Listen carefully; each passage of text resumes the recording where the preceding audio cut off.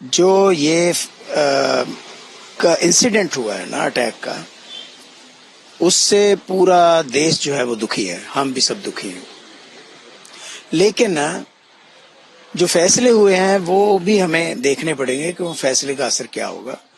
सबसे पहले मैं इंडस वाटर ट्रीटी की बात करता हूँ। इंडस वाटर ट्रीटी हमने भंग नहीं की है, बल्कि सस्पेंड की है। सस्पेंशन का मतलब ये है कि हम फिलहाल उसकी जो प्रोविजंस हैं उसको हम नहीं मानेंगे। प्रोविजंस क्या क्या हैं? आजादी के बाद जो पंजाब के 5 दरिया थे उनको इंडिया और पाकिस्तान में बांट दिया गया था, जिसमें जो 3 दरिया हैं, सतलुज, ब्यास और रावी, इस पर हमारा एक्सक्लूसिव कंट्रोल है, यानी कि इंडिया उनका पानी पूरा इस्तेमाल कर सकता है। उसमें से पानी जाता भी है पाकिस्तान में, लेकिन यह पहले हम अपना सारा पूरा कर लेते हैं। जो 2 चनाब और झेलम है वो पाकिस्तान के हिस्से में है, लेकिन उसमें से अभी हम 20% के करीब पानी इस्तेमाल कर सकते हैं। 80% पानी पाकिस्तान में जाता है। और ये इसलिए हुआ था क्योंकि आज़ादी के बाद हमारे जो रिवर्स थे वो डिवाइड हो गए, तो उनको रेगुलेट करने के लिए, रिसोर्स वाटर रिसोर्सेज की मैनेजमेंट के लिए एक ट्रीटी हुई। ये ट्रीटी हमारी दोनों कंट्रीज की थी, लेकिन स्पॉन्सरशिप जो थी इसकी वर्ल्ड बैंक से थी। तो ये वर्ल्ड बैंक द्वारा इनिशिएट की गई और ये ट्रीटी हमारे पिछले 1960 से लेकर के अभी तक चल रही है। हमारी कितनी जंगें भी हुई हैं, कितने इंसिडेंट भी हुए, पुलवामा जैसे और उरी जैसे, लेकिन फिर भी ये ट्रीटी चलती रही। जब भी ऐसा कोई वाकया होता था तो हमारे कंट्री में लोगों से डिमांड उठती कि हमें ये ट्रीटी बंद करनी चाहिए, हम वाटर खत्म कर दो, उसका पानी बंद कर दो। तो इसलिए गवर्नमेंट ने कहा कि ठीक है, हम ये ट्रीटी सस्पेंड करते हैं। इस ट्रीटी के अंदर ना केवल 5 दरियाओं का पानी डिवाइड किया गया, बल्कि ये भी था कि एक कमीशन बनाया गया जिसको इंडस वाटर कमीशन कहते हैं।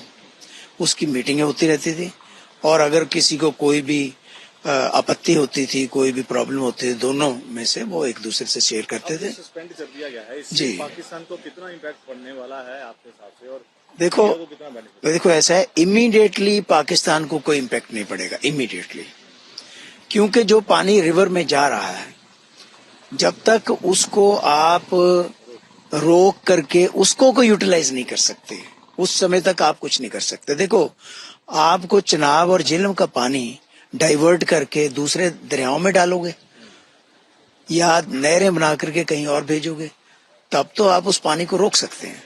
अदरवाइज इंटरनेशनल समझौतों के मुताबिक आप वो दरिया जो 2 स्टेटों में से आपस में गुजरते हों, वहां पर आप नेचुरल फ्लो वाटर का रोक नहीं सकते। और दूसरे एक और चीज भी है कि ये जो समझौता है, ये दोनों, इंडिया और पाकिस्तान दोनों में से कोई भी एकतरफा इसको खत्म नहीं कर सकता। और गवर्नमेंट ने जो किया है उससे नहीं, ये सस्पेंड हुआ है, मैंने कहा ना, ये सस्पेंड हुआ है, खत्म नहीं हुआ है। तो खत्म करना तो ये होता है कि हम ट्रीटी एब्रोगेट कर दे, वो नहीं हुआ है। सस्पेंड का, सस्पेंशन से अभी इमीडिएटली मैं कहता हूँ कोई फर्क नहीं पड़ेगा। फर्क तब पड़ेगा जब आप पानी रोकने में, पाकिस्तान जाने से पानी रोकने में कामयाब हो जाओगे। उसके लिए आपको प्रॉपर व्यवस्था करनी पड़ेगी। उसके लिए सरकार को कितनी देर लगती है, कितने रिसोर्सेज हैं, क्या प्लानिंग होती है, वो एक लंबा विषय है।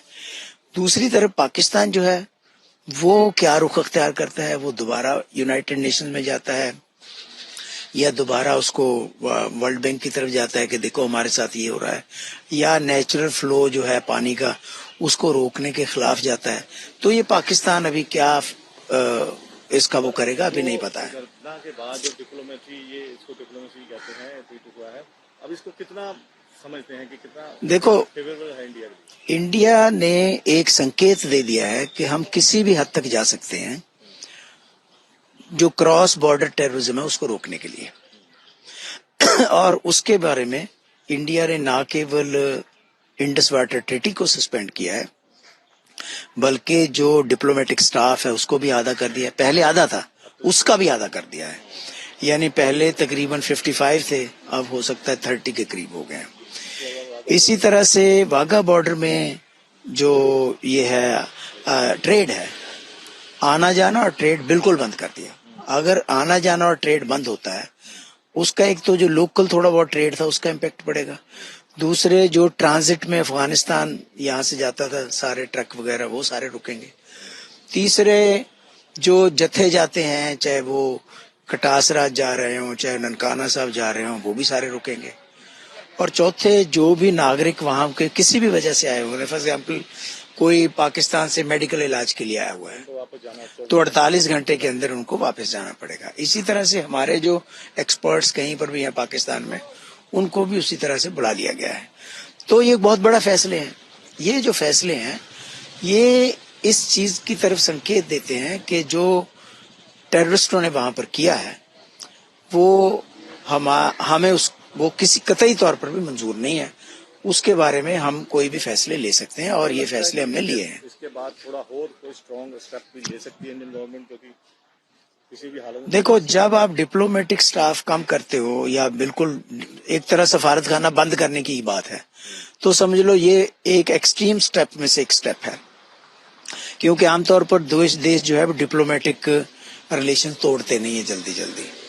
और दूसरे ये जो है ट्रीटी, इंडस ट्रीटी, जो कि हमने तब नहीं तोड़ी या उसको सस्पेंड किया जब 4 जंगें हो गई या और कितने इंसिडेंट हुए, अब तोड़ रहे हैं। इसका मतलब है हम सख्ती से इस बात को लागू करना चाहते हैं और पाकिस्तान को इमीडिएटली नहीं तो धीरे धीरे इसका असर जरूर दिखेगा जब अगर पानी हम कम करने में या पानी को रोकने में कामयाब हो जाते हैं।